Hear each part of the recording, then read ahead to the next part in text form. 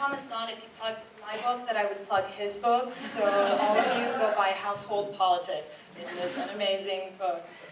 He also asked me why there's a hashtag in front of the title, and my answer to the question was another question, which is, Don, do you know what hashtags are? He claims to know, but based on our Uber experience after lunch today, I don't think it's true. Thank you all for coming to the talk. I'm going to jump right in.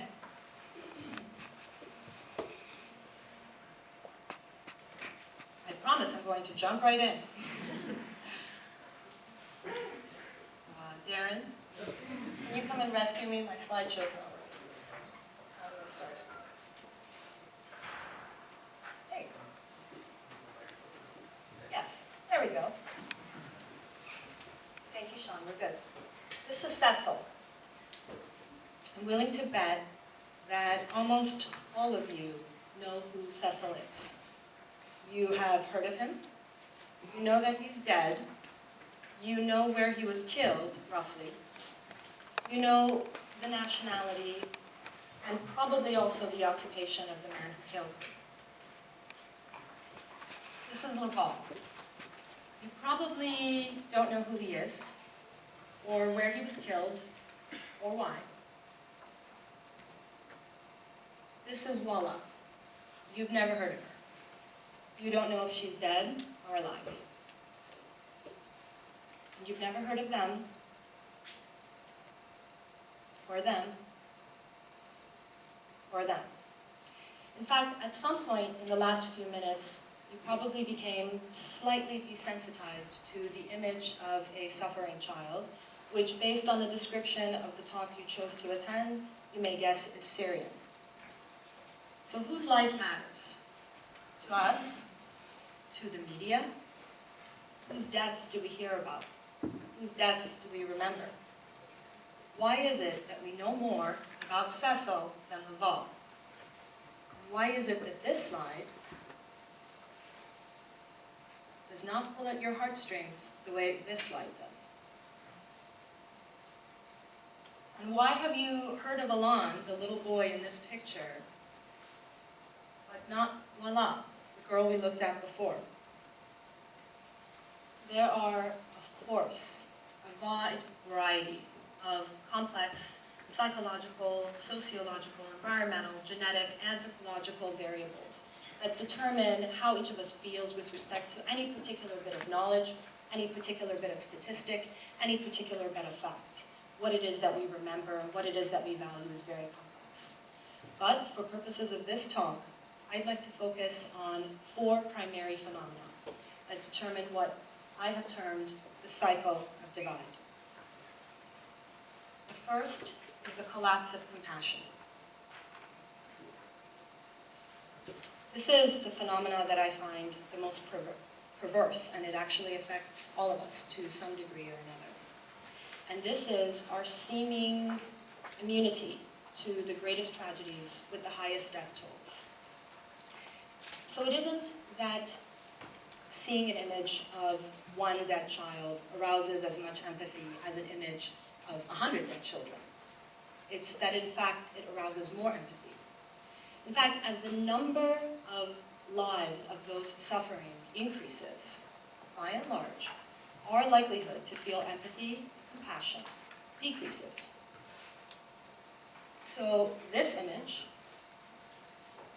is more likely to arouse empathy in you than this image. Ruthless kings and dictators have long understood this on an intuitive level. Stalin said, 1 death is a tragedy, 1 million deaths is a statistic. So as advocates for change, we need to understand why this is.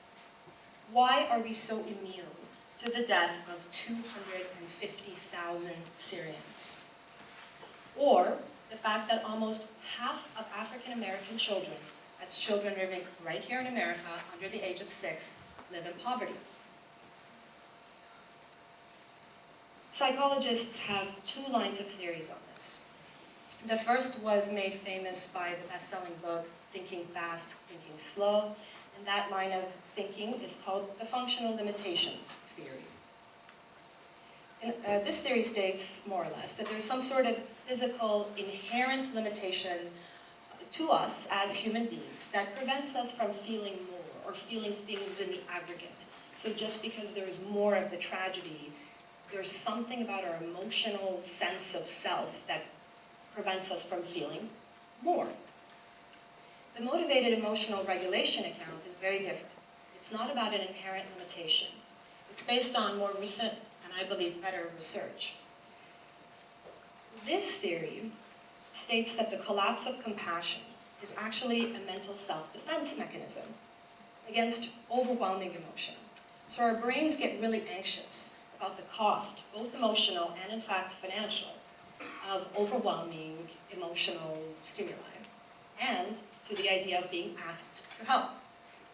And so, in fact, the better you are at controlling your emotions, the more likely you are to experience a collapse of empathy.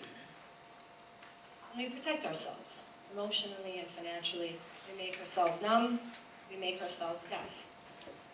Otherwise, how could we really face this tragedy? How could we really face this reality? This account, the motivated emotional regulation account, is more hopeful because if we care more about Cecil the Lion than 250,000 dead Syrians, because our brains implement a self-defense mechanism, then as advocates, perhaps there is some way that we can prevent the self-defense mechanism from kicking in. And therefore we can encourage greater empathy, greater action, and maybe even improve human rights. The second element or factor of what I've termed the cycle of divide is called psychological distance.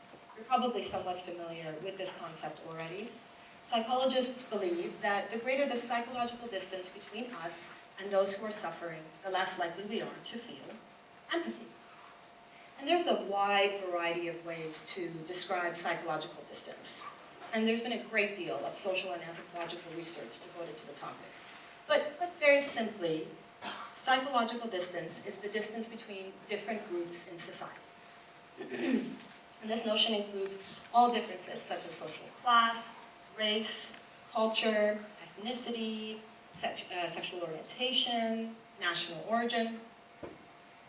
Essentially, these classes form normative categories about who should be considered an insider and who should be considered an outsider, or a term that is more commonly being used in the media right now, a foreigner. These categories are in fact widely accepted. They are conspicuously stated. Now, there are some factors that could influence the category, for example, your likelihood of interaction with a member of the other. But by and large, the notion of the suffering person as an other increases the psychological distance and reduces our empathy. The third factor in the cycle of divide is diffusion of responsibility, otherwise known as the bystander effect. You assume someone else will help. You don't feel personally responsible. And if no one's helping, you assume everything's okay, or it's going to be okay. And you don't feel a general sense of responsibility for yourself to actually take action. And this phenomenon, by the way, is greater the greater the psychological divide.